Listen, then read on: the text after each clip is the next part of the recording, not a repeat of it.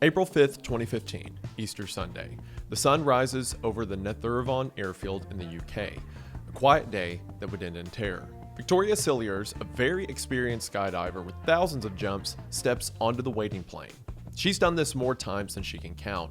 The roar of engines, the cold rush of the air at altitude, the smell of fuel, all familiar. But today, something happens to Victoria that has never happened to her before. Victoria jumps, plummeting towards the earth. Then, at 3,000 feet, her hand reaches instinctively for the ripcord. She pulls, and this time, nothing happens. She pulls again, nothing.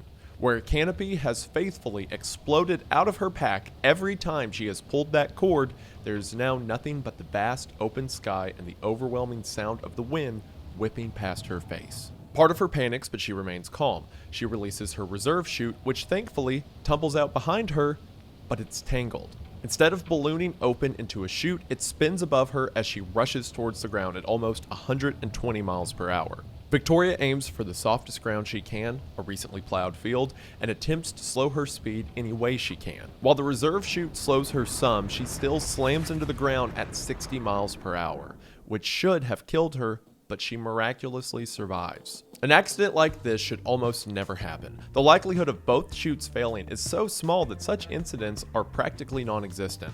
But this was no accident.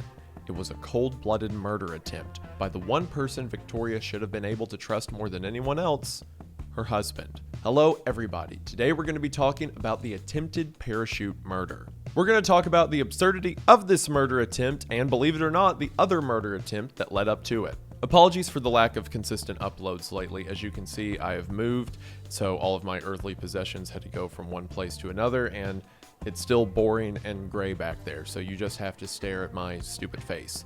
I'm sorry. Hopefully the bizarre nature of today's case makes up for it, and if it sounds interesting to you, then stick around after the ad as we get into it. Something that you should always be weary of is debt. Sometimes there's friendly debt, things like car payments or house payments. And then there's the super violent, not at all friendly debt. It goes from one missed bill to a missed phone call, envelopes you don't open, pressure that doesn't let up. Debt doesn't knock, it kicks down the door. Thankfully, today's sponsor, PDS Debt, is here to help you fight back. PDS Debt goes beyond just the numbers and looks at your unique financial situation and crafts a personalized plan designed just for you. There's no minimum credit score required. They're here to help you save more, pay off your debt faster, and start putting money back where it belongs, into your pocket. And I know things like finances can be a touchy subject, especially when you don't know where the company's coming from. But I'm happy to say that PDS Debt is A+ rated by the Better Business Bureau, boasts thousands of 5-star reviews on Google, and holds a 5-star rating on Trustpilot. Why? Because PDS has helped hundreds of thousands of people get out of debt. Debt can be scary. While thankfully I haven't struggled with it, I've seen friends and family members struggle with it for decades. And if I'd known about it then, I certainly would have recommended PDS Debt, because it's good to have someone experienced in your corner when things aren't looking too good. You're 30 seconds away from being debt-free. Get your free assessment and find the best option for you right now at pdsdebt.com/Wendigang or scan the QR code. Again, pdsdebt.com/Wendigang, pdsdebt.com/Wendigang to get your free assessment today. Thank you all for watching the ad, and thank you to PDS Debt for sponsoring the channel. Their link will be in the description. We are now back to the video. We are going to go ahead and get into it, but as always, thank you for watching. Victoria and Emil Sillers met in 2009 when Victoria was working as a physiotherapist for the Ministry of Defense, which is the charming British beans and toast way of saying their Defense Department. Emil was a physical trainer and instructor in the Royal Army who visited Victoria's treatment center after injuring his knee in a skiing accident. As Victoria treated him, they developed chemistry, and after she handed him off to a colleague for treatment, the pair began dating. Emil had moved to the UK from South Africa in the 2000s and had met and married a woman named Carly before, with which he had 2 kids. But that marriage ended in divorce, opening the door for Victoria and Emil. The couple had another 2 children of their own, a 3-year-old daughter and a newborn son at the time of the incident, and lived together in Amesbury, a mere 10 minutes away from the airfield that would come to serve as the location of Victoria's horrific landing. From the outside, their family appeared to have it all. Both parents had established careers in highly respected fields. They had a beautiful home in which they lived with 2 beautiful children, and Victoria and Emil appeared completely in love. But as you probably figured out from the introduction and the title of this video, all was not actually going well behind closed doors. Unbeknownst to Victoria, Emil had been living a double life. By 2014, this life had started catching up to him. He had racked up a massive amount of debt, upwards of 22,000 British pounds. Police would later estimate the real total was much higher than that, saying, quote, he moved money around his many accounts on a daily basis, weaving a web that was almost impossible for financial investigators to unpick. Not only did Emil owe money to colleagues from work and payday lenders, he also owed his wife, who had lent him at least £19,000 over the course of 7 years. As his debts grew, repayment of those debts ate most of his salary from his work with the army, and he had even started quietly taking money from Victoria's bank accounts. So, real stand-up guy. In one instance, Emil privately withdrew £6,000 from her savings, and when she asked him about the missing funds, Emil insisted she had been hacked. But when the bank investigated, they traced the hacker's IP address back to the family's home computer. Which, for one, it's kind of like a juvenile response to be like, oh, maybe you got hacked. But then you follow that lie to the point the bank tracks the IP address, and when it shows up as your computer, are you just like, man, these guys are good? Which I can't really say that much. I lost my Twitter account to a phone call, so we're just going to move on. But the real scandal, and the reason Emil had compiled these debts in the first place, was due to his numerous affairs and what some would describe as a sex addiction. Not only was Emil cheating on Victoria, he had also maintained multiple relationships, including one with his ex-wife, and another with an Austrian skydiver named Stephanie Galler. He met Stephanie on Tinder and began a very committed affair. On top of even this, he spent thousands on prostitutes who he would contact through various sites online. As these encounters strained his bank account, Emil would blame his financial woes on the bureaucracy of the military and problems at work, as well as various clerical errors on the part of financial advisors and banks. Oh, sorry, honey. Looks like the bank took another £10,000. What are you going to do? At one point, while Victoria was pregnant with their second child, Emil was away for New Year's with his girlfriend Stephanie. An officer from a loan company came to their house, scaring and intimidating Victoria, who was alone with her 3-year-old. When she texted Emil about it, he replied, quote, "Why are you worried? They can't do anything." Which that's like scumbag to another level. Your wife is pregnant at home with your other kid, and you are stealing money from her to go on this trip with your affair partner, and when your spending gets her in trouble with a loan company, you're like, women, am I right? What are they so worried about? As impactful as all of his side relationships were, none of his extramarital partners affected Emil as much as Stephanie did, who Emil would text regularly, fantasizing about running away and building a life with her. In his many texts to her, thousands every month, Emil portrayed his marriage to Victoria as a failing partnership that he was victim to, trapped, stuck in a life he was desperate to escape. He even told Stephanie that the child Victoria was pregnant with belonged to another man. Victoria began sensing something was off. His ridiculous excuses made less and less sense anytime she questioned him about his finances. Quote from Victoria, "Cracks were starting to show. I was aware around that time. I had suspicions before that he was having an affair." But Victoria was still very much in love with Emil, and as she felt their marriage slipping away, she felt sad and confused. She sent him texts and emails when he would leave for work trips, which were actually vacations with Stephanie, saying she loved and missed him. Sensing his distance, she even once texted him saying, quote, "I feel like a failure of a wife." She would find various clues to his infidelity, like restaurant receipts for meals, clearly for 2 people, that she hadn't been to. Which, like, you don't have to keep the receipts. You could you can throw those things away. Why would you hold on to them? Like, was he that confident or that stupid he wouldn't get caught? Whenever she would confront Emil about these clues, he would lie, make up an excuse, and they would often fight. Describing that period in their marriage, Victoria said, quote, "I was scared, panicky. Everything seemed to be going massively pear-shaped, and I didn't really understand why. I didn't understand what I had done wrong." It's comedically sad and evil that he's out on these affairs, stealing money from her, and she's like, "I feel like a failure of a wife," and other tragic things. And he's bringing home receipts from dinner, apparently. As Victoria's trust began to erode, so did her sense of safety. In 2014, she reworked the contents of her will, quietly removing Emil and making her children the beneficiaries should anything happen to her. At the same time, Emil was making moves of his own, adding Victoria to his life insurance policy and maximizing her coverage up to £120,000. This, he believed, would solve both his problems, a marriage he was unhappy with and the financial strain he was under, allowing him to start a new life with Stephanie. In text recovered by police, Emil told Stephanie that Victoria, quote, wouldn't be around much longer, which Stephanie later said she believed was a figurative statement, only realizing what he meant once everything came out. Yes, I'm sure that the woman that knowingly had an affair with a husband and father of 2, 4 counting his previous marriage, certainly didn't think anything nefarious was up. Okay. It's like when El Chapo's wife was questioned by the police and said she had no idea that her husband was in the cartel and never even heard about drugs or anything like that. Normally that level of loyalty would be cool, but we're talking about affairs. There's no room for loyalty here. One early morning in 2015, a week before Victoria's fateful skydiving tumble, Emil carried out what would be his first attempt on her life. Victoria woke up to the overwhelming smell of gas coming from her kitchen. Emil wasn't home. He had spent the night with his ex-wife while also texting his girlfriend Stephanie and also contacting prostitutes. He had told the family he was sleeping at his barracks to avoid early morning traffic. On smelling the gas, Victoria investigated the gas valve in the kitchen and found it had been tampered with. There was also fresh blood on the valve, making it clear someone had intentionally messed with it and seemingly cut their hand in the process. She texted her husband about it, asking, quote, "Are you trying to bump me off?" She intended it as a joke, whereas we know now it was tragically accurate.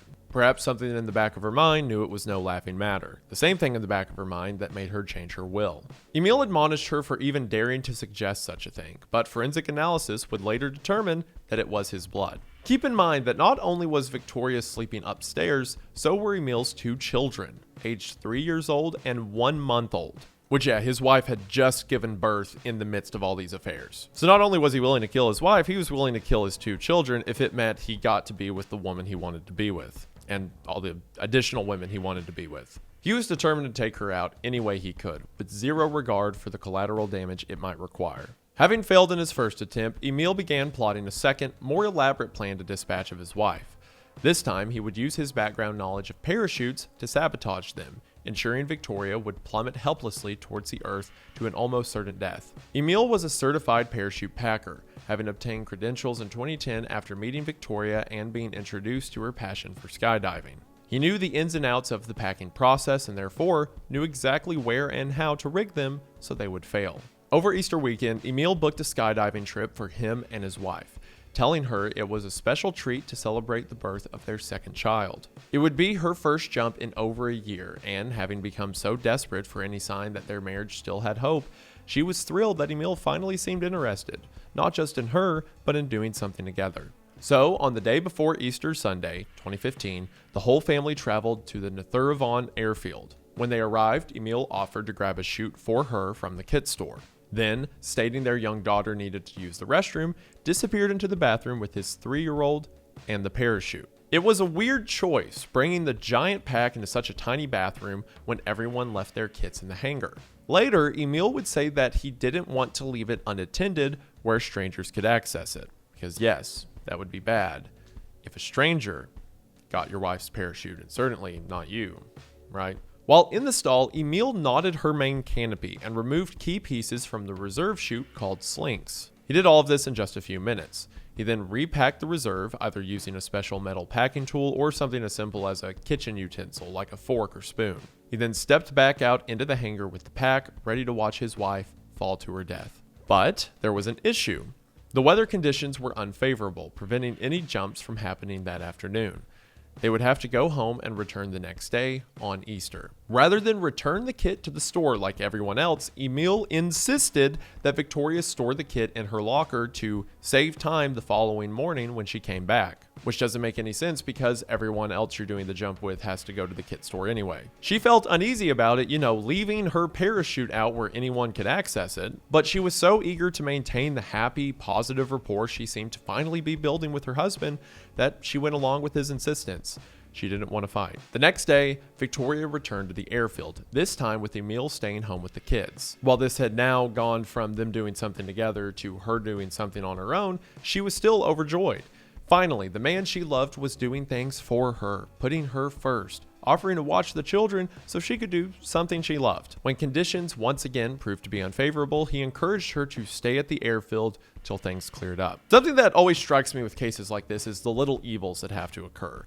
Like, of course, the big evils deserve the majority of the attention, like him willing to kill his children in a house explosion. But just realizing how constant this plan had to be in his mind, that his wife was like, maybe I'll come home to you and the kids, and he keeps texting, no, stay there, go on the jump, knowing it will result in her death. With the clouds hanging low over the ground, the restless crew finally received the green light to do a hop and pop, or a low altitude jump where divers would deploy their parachutes shortly after leaving the plane. Victoria pulled the kid on her back and excitedly boarded the plane with the other 11 jumpers. Witnesses described her as happy, saying she fist bumped all the other divers as they began their ascent up to around 4,000 feet. Victoria was the last out of the plane.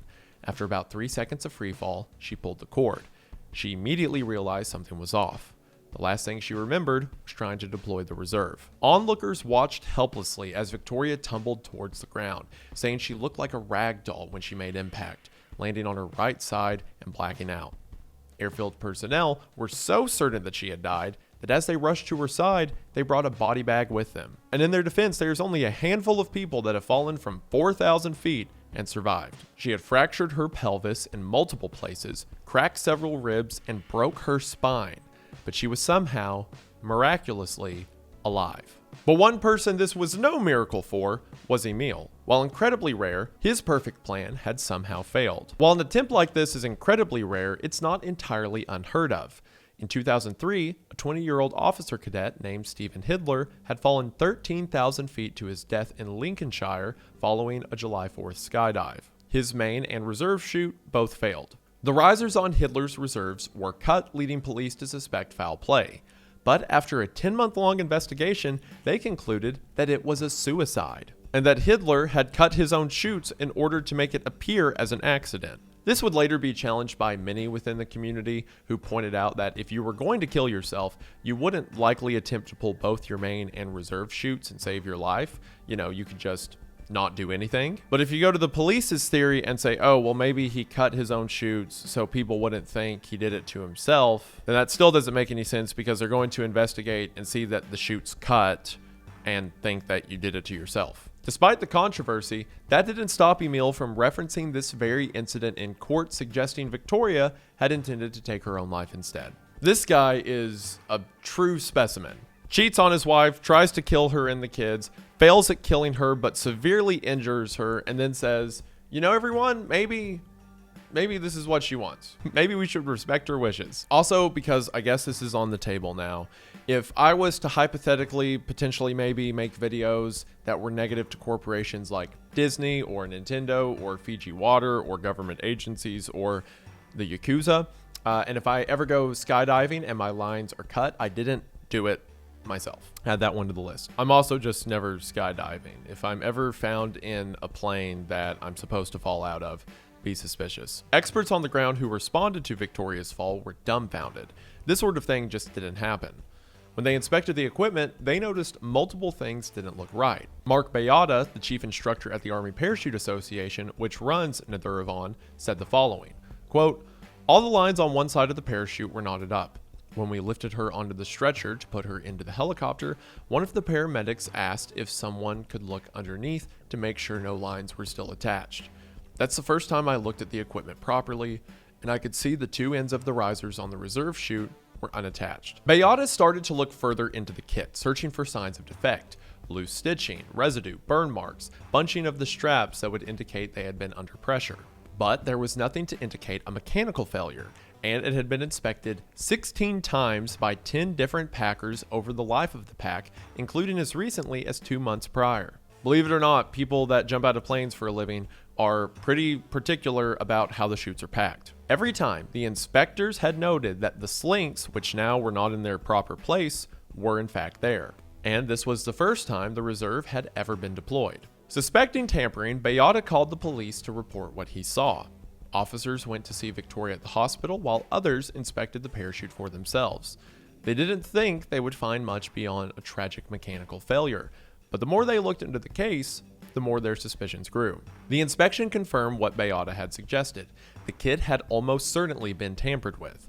and when police received a very concerning call from one of Victoria's friends, they knew Emil was their prime suspect. Victoria's friend called and told the police that the relationship between Emil and Victoria was abusive, with the latter trapped in a coercive relationship with Emil. Quote, "There were domestic abuse issues within the relationship that weren't obvious from the outside. We're not talking about black eyes and bruises, we're talking about the unseen stuff." So Wiltshire police immediately began constructing a timeline of events. The day before Easter, Emil had shadowed Victoria to the kit store, rented the rig, and escaped into the restrooms to begin his work. Although the bathroom stall was cramped and would have, according to Beata, been very difficult to work in, Emil's knowledge and Packer certification made it plausible he would have been able to pull it off. Typically, these chutes are pretty big, so you need a lot of space to work on them, but if you knew what you were doing, it was possible. However, given he would only have had a few minutes to tamper with Victoria's pack, police needed to confirm it was even possible, not just with limited space, but with the limited time. So, Beata got to work. Taking two different parachutes, a 149 square foot kit like the one Victoria had, and a larger 170 foot chute as an extra data point, Mark entered into the same bathroom stalls Emil had used. He was able to replicate the sabotage in 5 minutes and 5 seconds and 5 minutes and 15 seconds respectively. Replicating the damage, Beata put the removed reserve slinks in his pocket and concluded that, quote, "The tampering carried out would not be noticed in a pre-jump flight line visual check." This Beata guy is awesome. The police are like, would it even be possible for a parachute specialist to damage this parachute in that bathroom? And Beata's like, give me the parachute. On top of that, the police examined the gas leak from the week before. As mentioned, they found the blood and were able to trace it to Emil. Using forensics, they also determined that he had used a universal wrench and an adjustable pair of pliers to open the top nut on the gas valve in the area next to the gas oven. This was enough to arrest Emil in his barracks on April 28, 2015. At the time of his arrest, he apparently had no reaction or objection to being told he was being detained under suspicion of attempted murder. He didn't even ask for a lawyer. Emil sat through almost 6 hours of interrogation without any kind of legal representation. Which, regardless if you did it or not, you would think people would always ask for a lawyer. This actually reminds me of a guy that tragically did kill his wife and kids to be with an affair partner, Chris Watts. Chris Watts sat through hours of interrogation. He was so confident that he was like, give me a lie detector. And then he failed the lie detector. And he was like, oh, which I guess good for us that they're always stupid. But it's like, how are you that stupid? In the initial interrogation, Emil admitted to his affair with Stephanie and trouble with finances, as well as the fact that he had gone into the restroom for some time on that Saturday afternoon. Quote from the detectives, he offered up both a motive and a means of murder, as if he were untouchable. He assumed we were going to accept what he was saying and that he'd never see us again. When asked if he had anything else to say, Emil told the detectives, quote, "The worst part about today was that you arrested me in front of my subordinates." No, Emil, the worst part about today is that you're going to jail for murder. Well, attempted, but you get it. By the time the trial was finally underway, investigators had combed through tens of thousands of pages of data. Forensic teams went through his phones and computers. Interestingly, Victoria, who you might assume would have been extremely helpful to the prosecution in building a case against Emil, initially refused to cooperate. She would defend her husband, cover for his whereabouts, and retracted previously potentially incriminating statements against him. And while this may sound frustrating, this is pretty standard of people in abusive relationships. They feel the need to cover for their abuser. Displaying symptoms typical of a victim of domestic abuse, Victoria even stated that she herself may have damaged the chute. When retracting her previous statement, she said, quote, "I made it sound worse than it was because I was humiliated. I wanted him to suffer." Mark Beata testified for the prosecution, stating that the parachute kit was in fact tampered with. He said that to untie the knots about the sliders would have required opening the reserve container on purpose and meticulously putting everything back together in its pack. This testimony would prove essential, as without it, Emil's work could have easily been dismissed by the court as an accident. Little proof to say otherwise. Regardless, the case wasn't a sure shot because Victoria was still defending her husband's character. A conviction seemed unlikely unless the prosecution could prove, for one, Emil's mental state, as well as the state he had put Victoria in. The trial began in September of 2016, and Emil was charged with multiple counts of attempted murder, as well as reckless endangerment. No friends or family showed up to court to support Emil, which also meant that the defense had no character witnesses to counter the prosecution's claims. Not even his colleagues in the army would comment on him. Proving Emil to be of highly questionable moral character would not be especially difficult. In the words of one of the detectives on the case, Emil displayed all the traits of a psychopath: sociopath, narcissist, extreme selfishness. He only cares about himself. The prosecution laid out Emil's numerous infidelities and callous behavior. This included the revelation that he was sleeping with his ex-wife, Carly Celers, while soliciting prostitutes for unprotected sex for £100 and asking to film it.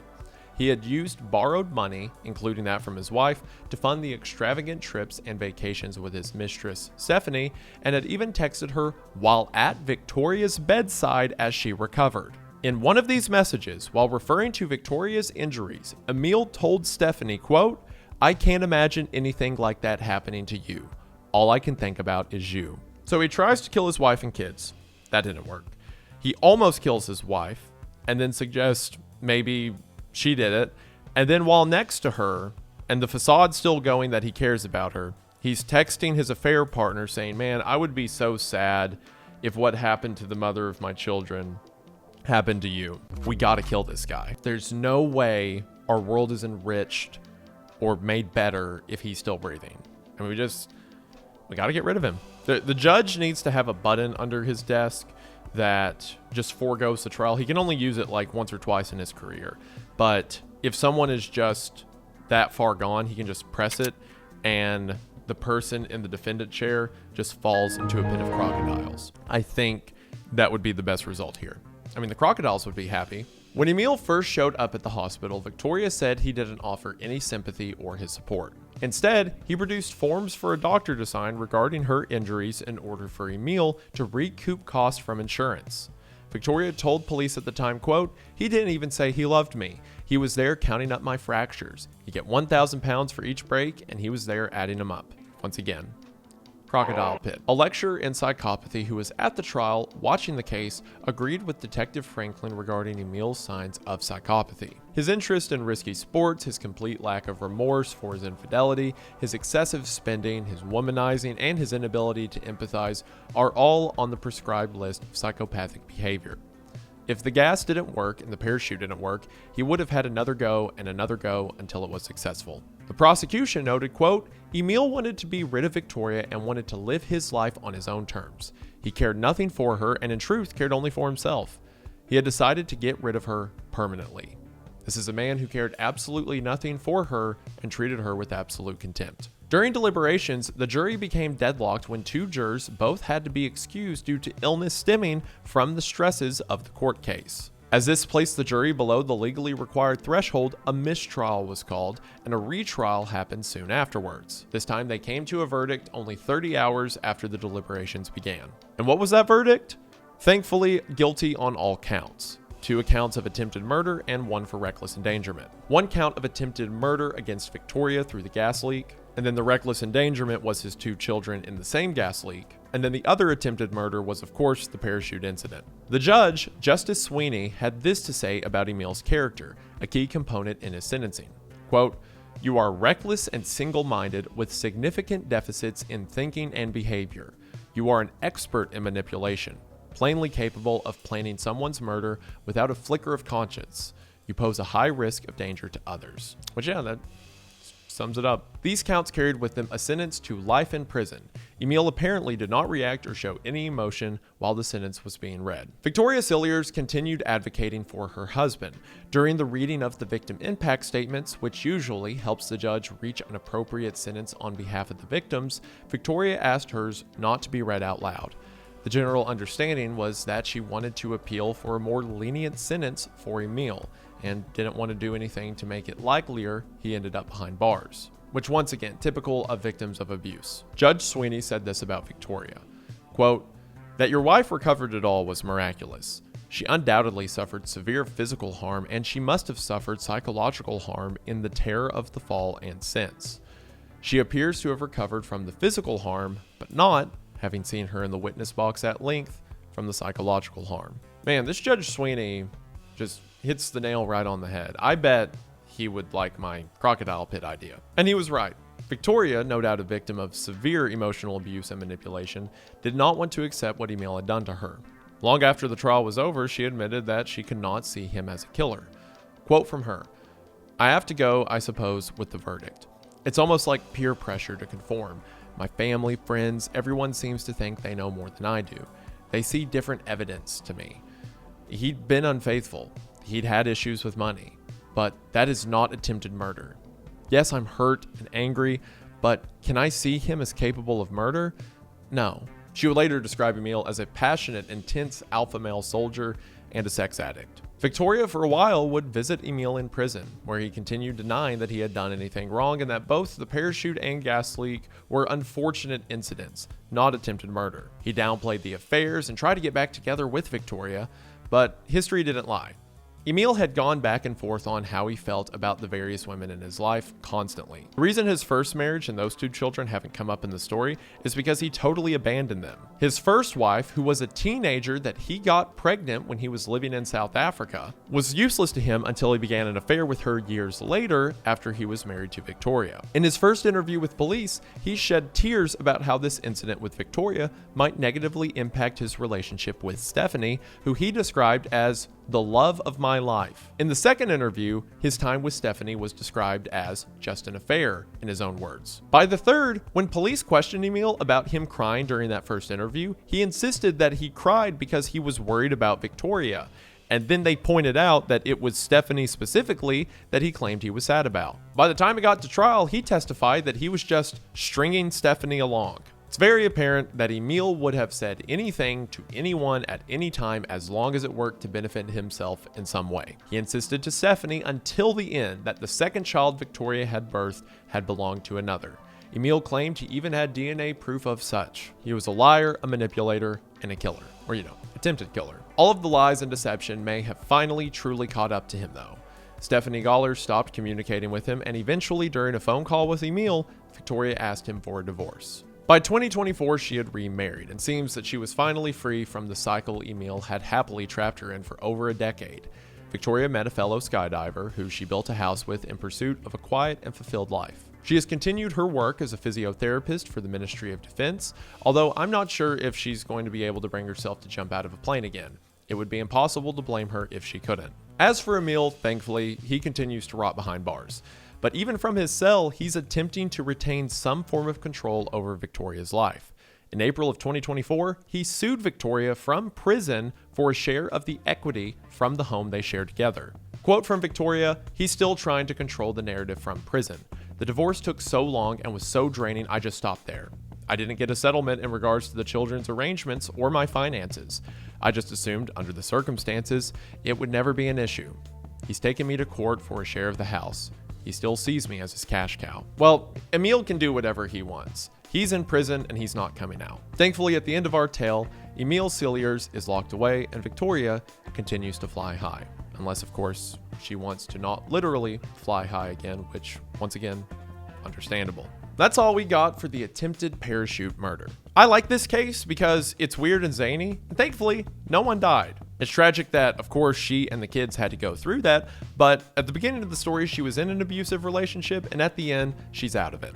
We thought this story was worth sharing, and hopefully you all enjoyed, and we just want to say thank you for watching. Again, apologies for the lack of consistent uploads lately. Now that I'm settled, hopefully the content can ramp up. Everyone that made this video possible will be credited in the description. Be sure to show them some love. Thank you all for the support here and on Wendigoon and on Creepcast. It really does mean the world. New content on the way, and I believe that should do it for now. But before I go, we just want to say thank you for watching. We hope that you enjoyed, and we'll see you in the next one. Bye!